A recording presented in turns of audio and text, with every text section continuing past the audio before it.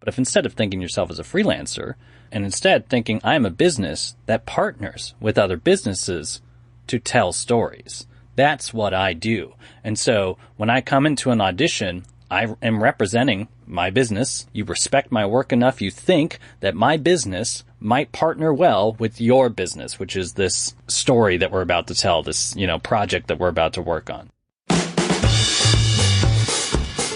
Today we have another Behind the Podcast episode with an actor helping you create more control in your career, Mike Moreno from Actor CEO. If you'd love to have a mentor on demand for your career, something Mike wishes he had when starting out, then I believe you're really going to enjoy learning about this show.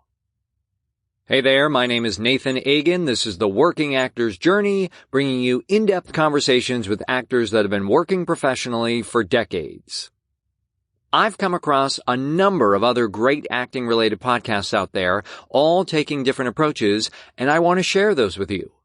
So far, I've chatted with Peyton Follis of In and Out of the Arena, an actor based in Atlanta with a roundtable-style show, and with Audrey Moore of Audrey Helps Actors, an actress in Los Angeles. I know I could just mention the title and say, go listen, but I felt like I wanted to do more, to find out more of the story behind it, who's involved, and share that with you. I'm doing the Working Actor's Journey because I love hearing the story, so that's what this episode is about too. And of course, as these hosts are connecting with and talking to lots of folks in the industry, they are exposed to a lot of great info. So that's what I want to tap into as well with this kind of episode. What have they heard over and over? What has the host learned about acting or the journey since they started their podcast? What are their favorite moments? Now, Actor CEO has over 100 episodes, and Mike has talked with teachers, industry pros, and actors of various levels, and has covered so many different topics, including actor finances, marketing, social media, auditions, voiceover, and so much more. I also thought this episode would be a great place to tell you that we have a new free guide to download. It's called 10 Ways to Stop Worrying and Start Working. Discover the mindset of working actors. Inside this online guide are 10 specific ways you can stop worrying and start working when it comes to being an actor. Hear thoughts, ideas, and advice from those who have been acting 40 plus years, taken from excerpts from past episodes. These guests do not know everything, nor is everything easy for them. They just have been around long enough to have figured out a few things, and they are sharing this with you. Get your copy of the guide now at workingactorsjourney.com/sign up, and there's also a link in the episode description and on the show notes. The host of Actor CEO, Mike Moreno, is a New York-based actor with credits in theater, film, and TV, and his show's goal is for all of us to understand how much an acting career is like running your own business, and using the insights we learn to create our own success. Think of our chat as a quick look at the kinds of things you'll hear more of on his show. So the Actor CEO podcast dives into the knowledge and skills that allow actors and artists to embrace their creative entrepreneur spirit, along with the reality that you both run and own your own business from the moment you choose to be a professional. Its focus is to help you learn the skills that make a more successful actor by taking control of yourself as a brilliant creative business and becoming a rockstar CEO of that business. Join Mike in becoming an Actor CEO. The show is very well reviewed and often in the top 200 of all performing arts podcasts in the U.S. Many of you may already be listeners and fans, but if not, get on that. Here's just a bit of what Mike and I cover. Where is Mike in his journey? The difference he's seen in performers between New York and L.A. What Mike has learned from doing his podcast. Why it's crucial to create great self-tape auditions, the 2 things that if actors do will put them miles ahead, what you can learn from Will Smith and The Rock when it comes to performing, and much more.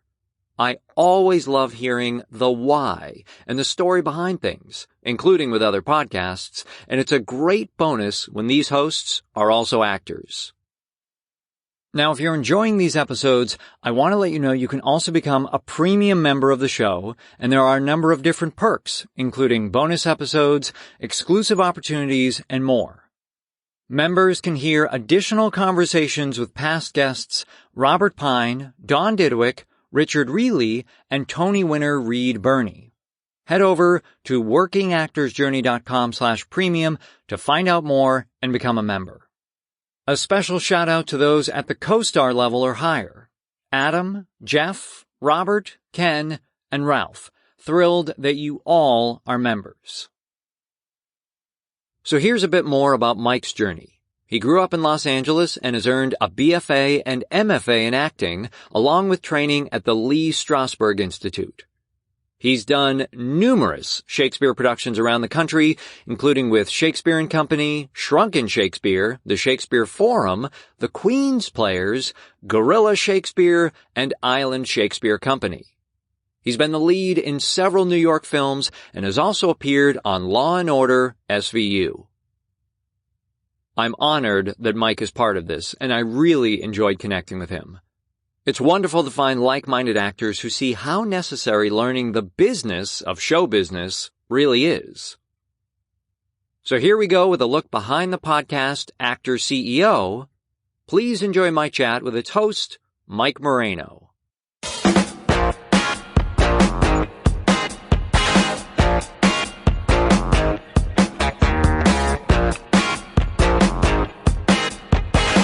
Are you still in LA, or are you in? Because you were I'm in New York. Actually. I do live in New York City currently. Okay, got it. Where would you say you are in your journey right now? Well, I would say I'm very much a creator. That's really what I've come to realize, and that has come through a number of different things. Right, I've gone through training in undergrad and as MFA as an actor, as a performer. And coming to New York City, I came as an actor, as a performer. I got an agent right away coming out of showcases as an actor, as a performer. But very quickly coming into New York City, what's unique about New York City and the creatives that live and thrive here are, they're never really one thing.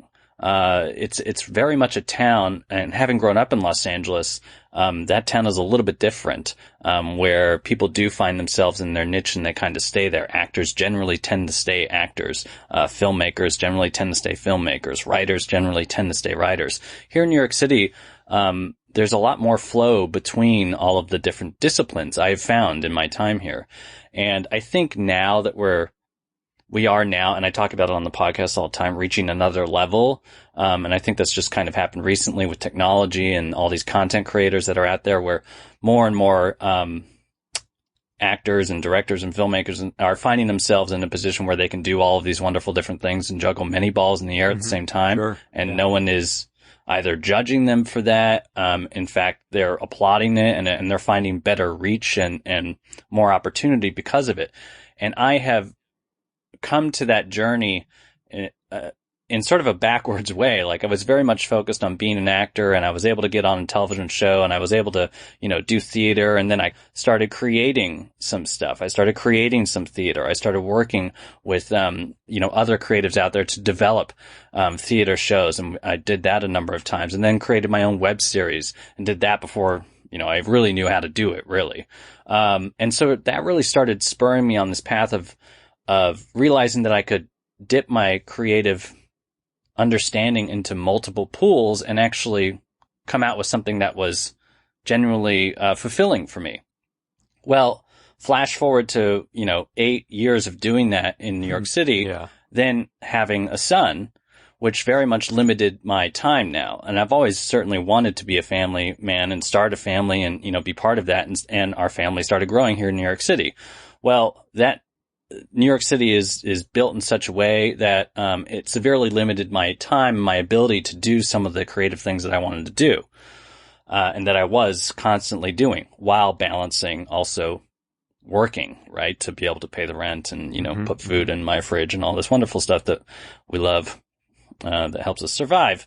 But so then that shifted my perspective yet again, right? I was like, okay, so I had to really dive deep into what is it that I'm really trying to do? Am I only focused on this acting thing, and if, having a child limits the number of opportunities I can take because of how much they pay, because of where they go, because of how long they last, then what else can I do that still allows me to connect to this creative community that I know and love, while also still being there for my family and building something that I also know and love and want to continue into the future.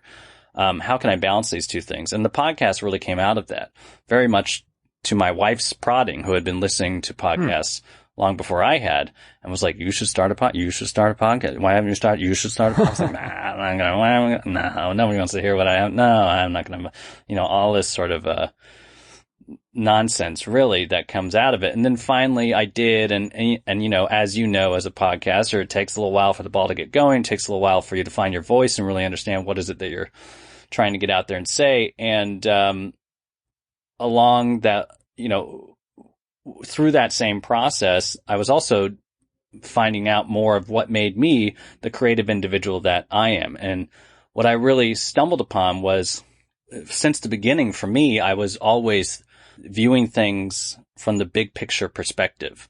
I liked being an actor, but more importantly, I liked being a creator. I liked being able to manifest something out of either my imagination or the imagination of others into the real world and create something that tells an impactful story that moves then either myself or the people I work with, or perhaps even the audience, forward to another level of, knowing themselves or higher consciousness or whatever. I just felt like storytelling really did that and did it exceptionally well.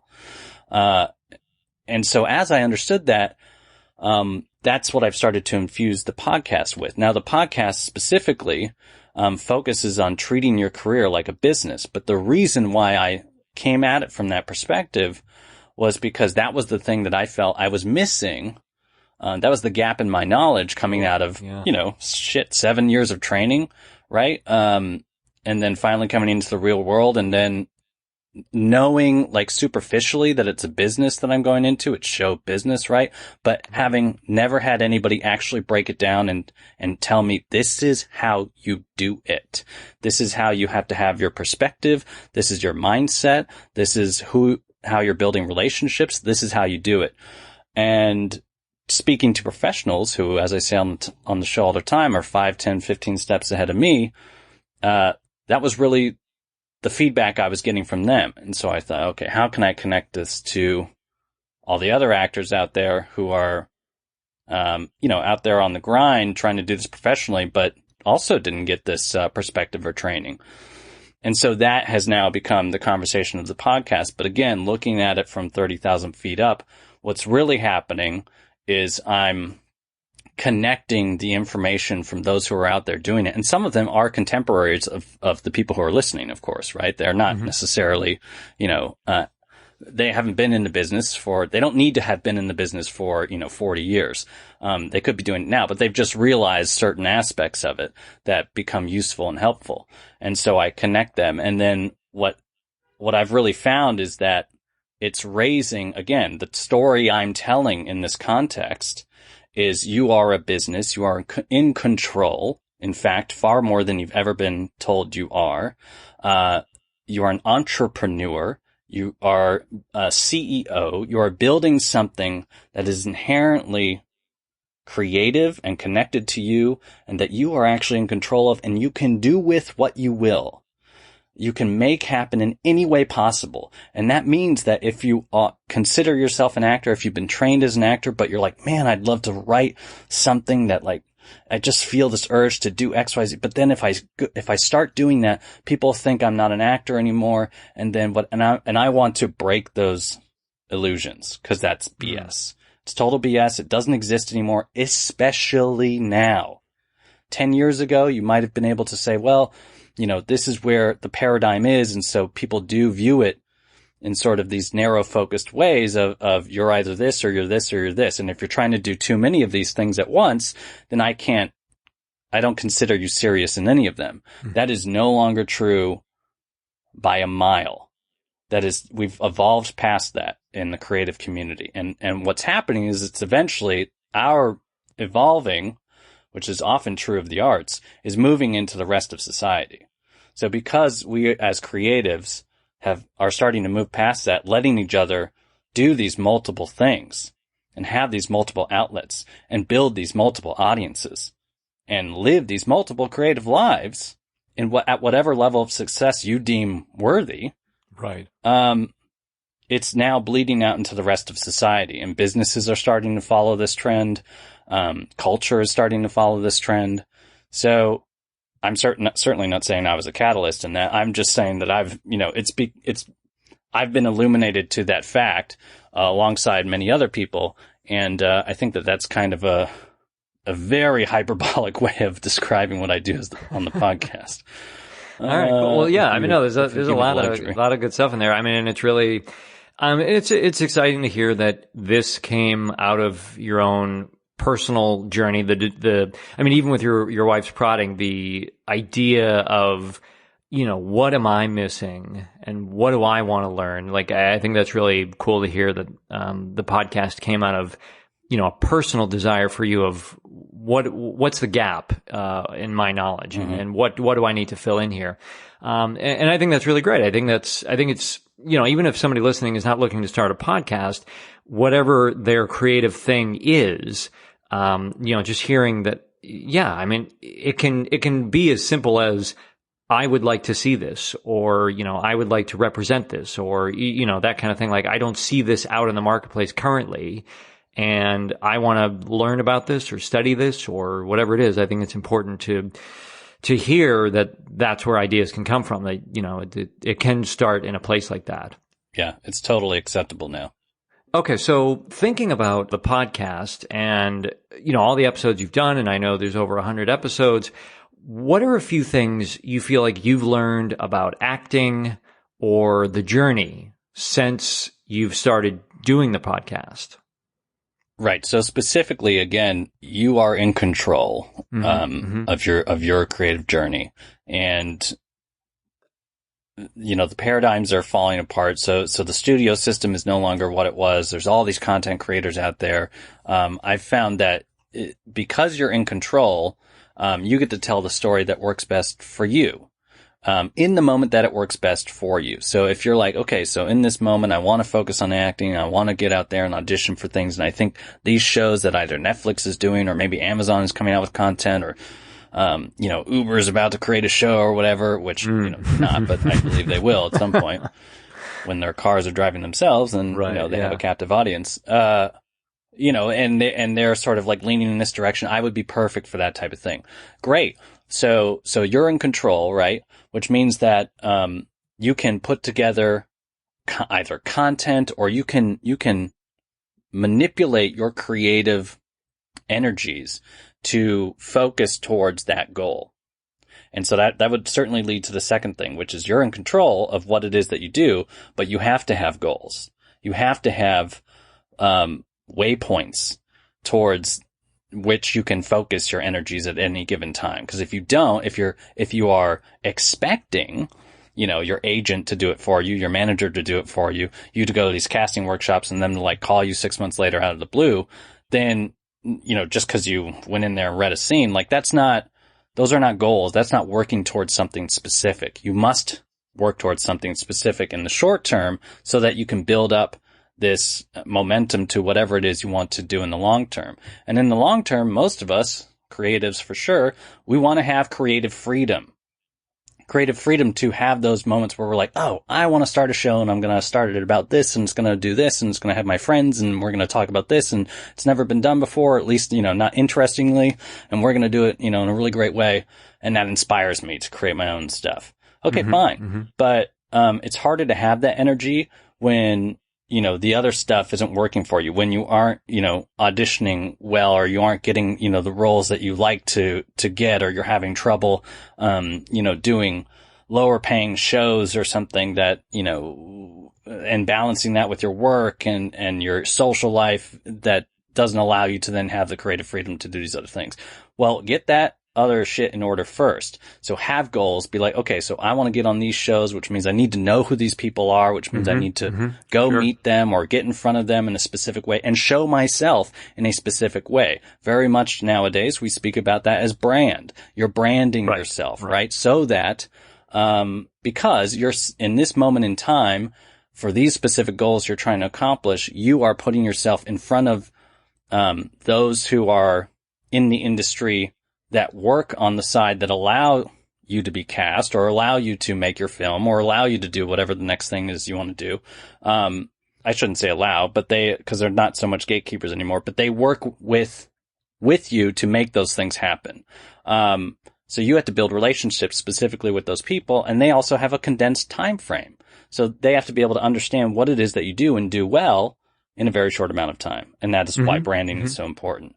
So you control everything. You control your own creative life. You control your direction, but you have to control it. Otherwise, you're not going to have any focus. So the next step is focus, right? You got to focus on something. You got to have goals. You got to set something for yourself that you can measure against and say, am I working towards achieving this or not? And then, 3 is having some sort of, like brand attached to it, like some sort of, package, some sort of direction, some sort of, right. You're working within the industry. You're allowing them to understand you in a really solid and deep way that, again, you get to craft. So if it's not authentic to you, then forget about it. Then move on. No, you don't need for somebody to say, I think you should do this. You can listen to all the advice that's available to you. But if someone's like, you need to be, the sexy, Black Widow, temptress girl, and you're like, yeah, well, I don't really feel that. Then don't fucking do it. Do something else. Do the thing that is authentic to you so that you can come in every time with whatever it is and have an 80, 90% chance that you're going to crush it because it's 80 to 90% you, naturally you, and the extra 10 to 20% are the things where you can stretch yourself. Mm-hmm. Does that make sense? Yeah, no, it's a really interesting way to look at it. And I think it's very important, given, what you're talking about and what is the reality out there that, because there are so many options for people and things are moving so quickly these days. I mean, as humans, we always compartmentalize and make instant judgments and assessments of people. That's just how we function. And so now, because of all of the media and input and things coming our way, all of us, we just have less time to devote to any one thing, because if you're sending in a demo reel or a clip or a self-taped audition or whatever, it has to be very clear what you bring. And that in and of itself is a journey, you discovering, what is my brand? Because it's like, yes, today I could say, you know what, Nathan is X, and, I can make that decision, but what's going to be the journey of how I develop that type and that character and really kind of lean into it and embrace it. But I think you definitely highlight a lot of really great points in terms of the control and focus and goals and brand. It's just really important. I mean, I felt very lucky in Los Angeles to have found a group called the Actors Network, which still exists online, which was all about the business of being an actor. It was, because one of the ideas was, your talent is assumed. Like, we assume you know what to do. Like, that's hopefully what your college degree or whatever other training you have has prepared you for. Like, if you go to the audition, you have to be able to do it. Like, that's just no question. But then all the other things that most schools don't teach you, whether it's the Actors Network or a podcast like the Actor CEO, and there are some programs that are starting to incorporate, some of this information, but it's definitely not the norm. And so there's thousands of actors every year graduating, if not hundreds of thousands worldwide, who are just like, great, I know the objectives and I know what my character wants. And it's like, that's fantastic.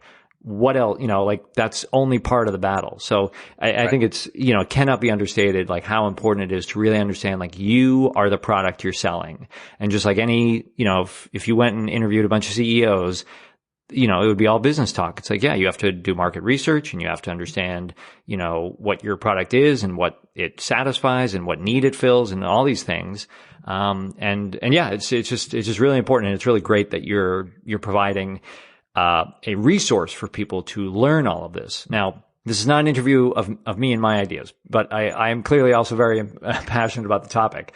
One other thing I wanted to ask, and I'm sure you have many, but do you have a favorite or what's one favorite moment from the podcast? Ooh, that is a good question. Gosh. There's been a lot of profound things that people have said for sure. Great moments and great perspective from be they directors or casting directors or authors, instructors. You know, honestly, I can't think of one, Nathan, that sticks out as like the moment where I was like, wow, that was a surprising. Well, I know each episode is one of your babies, and I would never ask you to pick a favorite. I was just wondering, is there any number of moments that I'm sure you could pick one that you're like, oh, you know what, that was a fun idea, or that was a fun moment or experience, and if not, that's okay. But I think, you know, it can be a good entry point for people discovering the podcast for the first time. Yeah, sure. So that's a good perspective. I mean, recently, one of the things that I've found really valuable was talking to this guy, Darren Sussman, who started, I can't remember which episode it is, but it's a recent one. It's after the hundreds, I think. Okay. He started a company called the Institute for Financial Wellness for the Arts. And so he started Theater Mania and Ovation Ticks years ago. Oh, wow. Okay. Which is, you know, great, obviously, you know, successful and certainly a successful businessman. But now what he's doing is he's trying to help the artistic community, be they musicians, actors, or writers, or any other creative, find ways into the financial community. So those who are like financial advisors and financial planning that have helped many other business owners and individuals, plan for retirement, you know, put their money away smartly, build some wealth off of the assets that they have, but have, for the large part, entirely ignored the creative community for an extended period of time. And sure. Him coming from the creative community and with his connection to the financial community said, this is a gap that needs to be filled. And so I just found that really profound and really, really smart. And was like a huge benefit to obviously myself and my community. So bringing him on and hearing him talk about that and hearing how that's what he's trying to build was really inspirational to me. And again, Kristen Chenoweth is part of this. Like other, you know, bigger actors and artists are part of this as well. They sit on the board and the advisory board, and that's so it's a big thing that obviously the artistic community is standing up and saying, you know, we do need access to these resources in a smart, effective way that understands fundamentally how our lives work. And that's a really big thing. And it has still, you know, to this day stood out to me as something that's going to be very important in the future. Yeah. Yeah. That's an awesome project. Very cool. Now, we've talked about the industry and how it has changed in, you know, general terms over the last, you know, 10 and certainly 20, 30 years. Like it's just a very, very different environment for actors, you know, whether they're coming out of school or deciding to start a career today. Like it's a very different place. I'm wondering, is there a new or recent trend you're seeing in the acting business, like in the last year or so, something, you know, that's popped up on your radar? Yeah. I mean, the biggest, so two things I will say. One is self-taping is something that actors need to get a handle on in a very effective way. And what do I mean by that? So that, self-taping is rampant, right? We just have the ability now. Our camera phones are capable enough. The technology is around enough.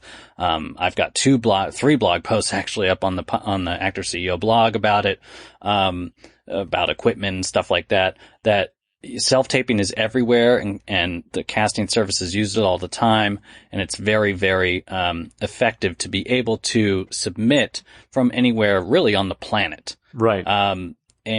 But it's not something necessarily that, you know, coming out of your acting institution or wherever you're trained, you're going to really know. You need to get some sort of focus and training, or however you do this, and work on it specifically, because that is a very crucial part of auditioning now. It's no longer it's as important as being able to go in the room and handle, that first moment of like, hey, how you doing? Yeah. Oh yeah, it's hot out today. I know in New York City, Right. but, what are you going to do? Or like, I always bring my change of clothes because like, why walk through all that nonsense? Or did you see the blackout yesterday? Oh man, that was crazy. That being able to handle that sort of face to face thing, that's obviously not available on self-tapes. But the other thing is like you're on camera and you have control over this and you have control over how you deal with that element. And you're starting to see now people do really, really good self-tapes. And I mean like in terms of production value and lighting and stuff, you don't need all of that, but you can master that element.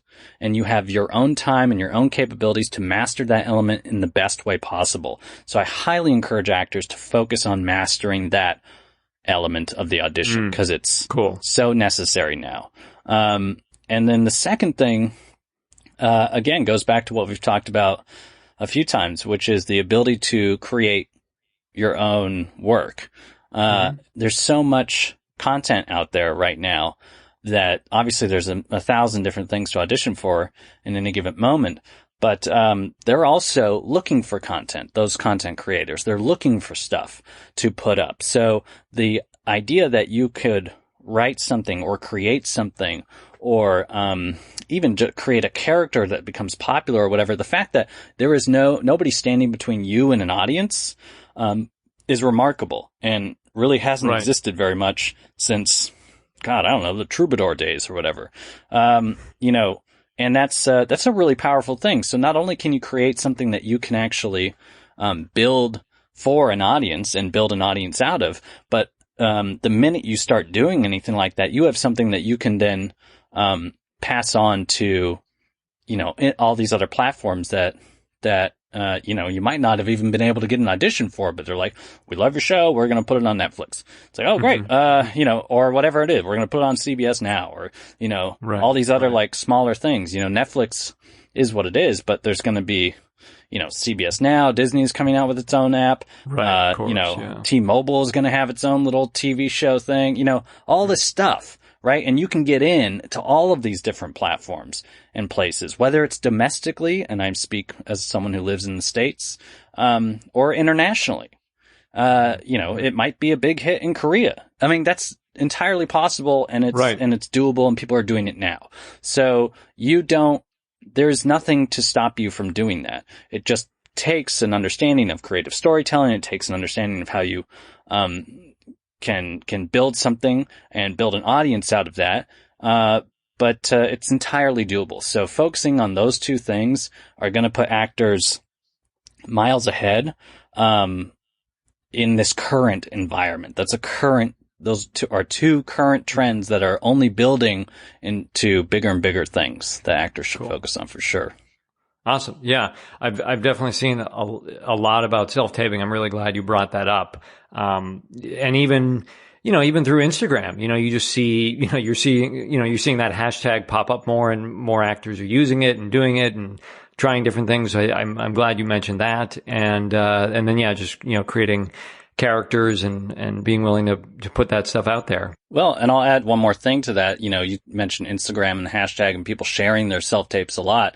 I've seen it take a whole nother level, and I've even started a Facebook group about it where actors are now even sharing their either demo reels or sharing clips or sharing their content. Maybe it's content that they've created, in fact, through the Facebook advertising platform. Because again, you have access to these tools. This is the remarkable thing about the world in which we live. Facebook is a platform. Of course, Facebook owns Instagram.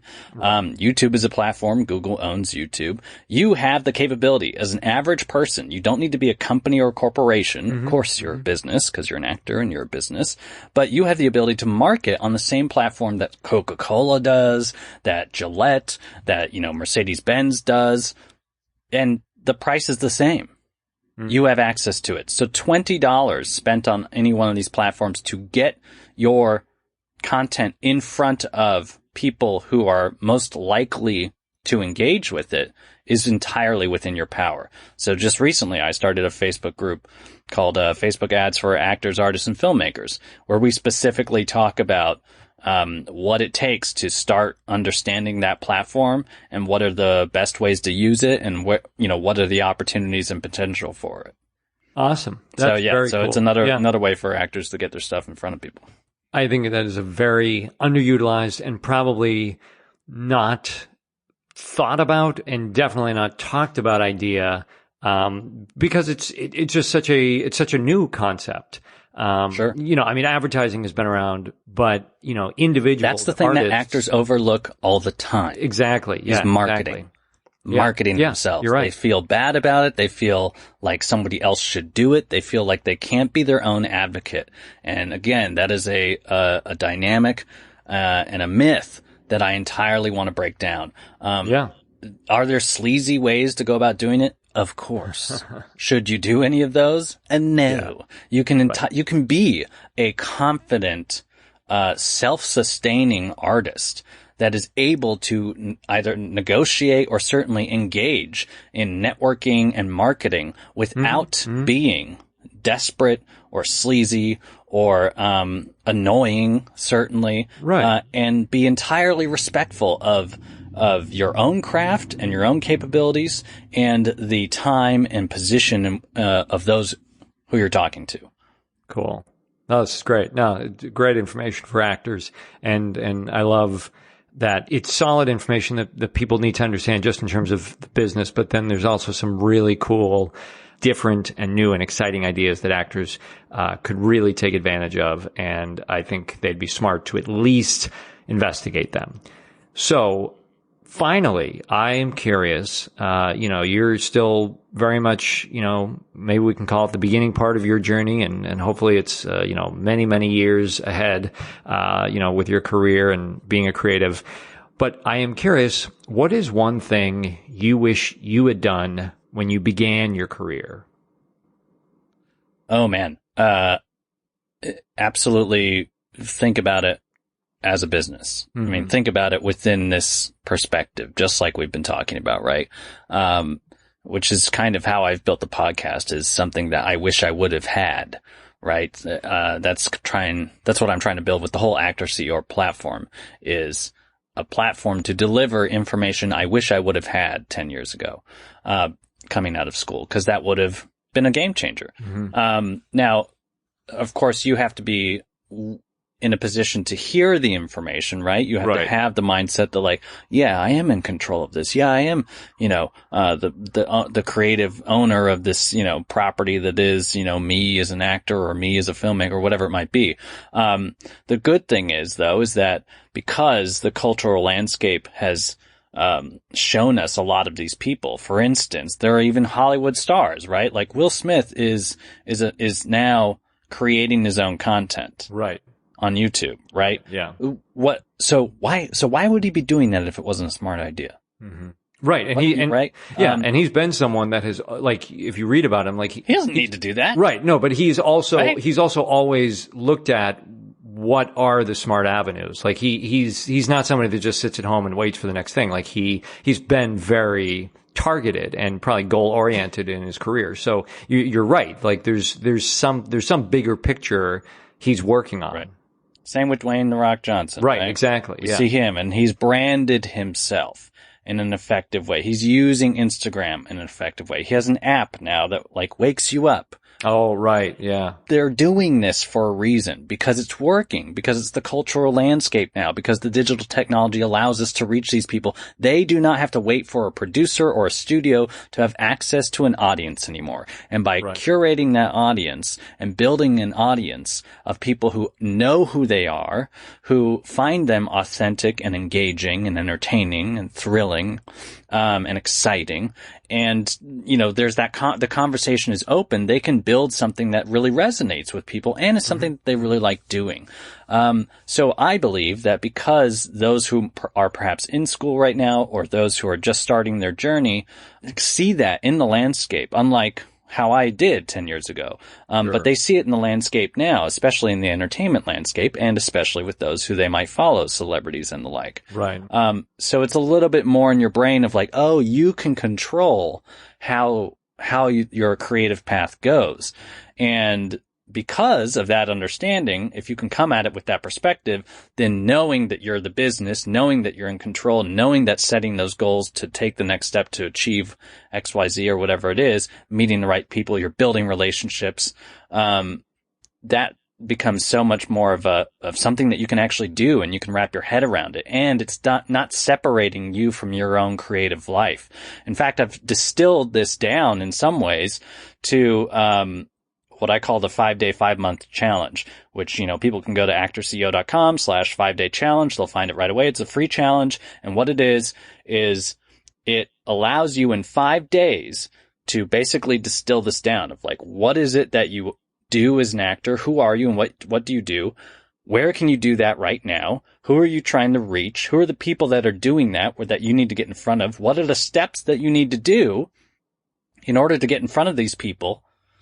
What are the, how will you know, like, what are the key performance indicators? What is the feedback that you will get that you will know that you're on the right path to success for those specific goals? And then what are the rewards that you give yourself as you slowly march down that path, slowly or quickly, however it might be. Right. That you march down that path so you incentivize the process of meeting those goals. And that's like really what it is a business plan. I call it a challenge, because what you end up doing is I say in 5 days, you can plan out your next 5 months of your acting career, of what it is that you're looking to accomplish, who you need to meet to make that happen, what you need to do to start those actions and see them through, and then how you reward yourself along the way. And I think that that's a very big perspective shift. And to be able to be handed something like that, in this case, it's like a one PDF thing. You go there, you sign up on the email, and it gives it to you right away. And, it's that one thing that you can just walk through and figure out a good plan for yourself. Now, you can change it. It can evolve, but it is good to stick with something for a period of time to try and see it through and make commitments. Before you, take the next step. Cause you got to have some data to figure out, is this working or is it not? You won't ever know if you don't put it out there. So, things like that I think are very effective nowadays. And, I'm trying to be a platform that provides those tools and resources because I wish I had them, back in the day when I first started. Yeah, no, that's great. And, again, this mindset of being a CEO, that's really the question, even teenagers or college or older, if you decide you want to start a career as an actor, it's, yes, you can ask yourself, oh, do I really like, playing different characters and inhabiting other roles? That's great. But do you also want to be an entrepreneur? Do you want to run your own business? Because, certainly you could just, decide to do community theater in your town and not have ambitions beyond that. And there's nothing wrong with that. But if you want to be an actor getting paid for this professionally for a long time, it's just embracing, well, this is the world we live in. And, I think for a long time, actors, rightly or wrongly, may just see themselves as, well, I'm just the thing cast in that project. I'm just put into something. Again, we're both artists and actors. I'm not dismissing anything when I say use the word almost like cog, that, that you can think of yourself as like, oh, well, I'm just the cog in the machine. Well, no, you're the person building the machine to some degree and selling it. So, that's, do you want to run your own business is probably as valuable a question as do you want to be a creative or actor or character or, do you want to, do you love the theater? Do you love filmmaking? Those are all great questions to ask. And, where are your passions and your interests? Not everybody wants to be an entrepreneur. Not everybody wants to run their own company. And again, there's nothing wrong with that, but it's just understanding being an actor today and, that's what it requires and that's what it demands if you want a long-term career.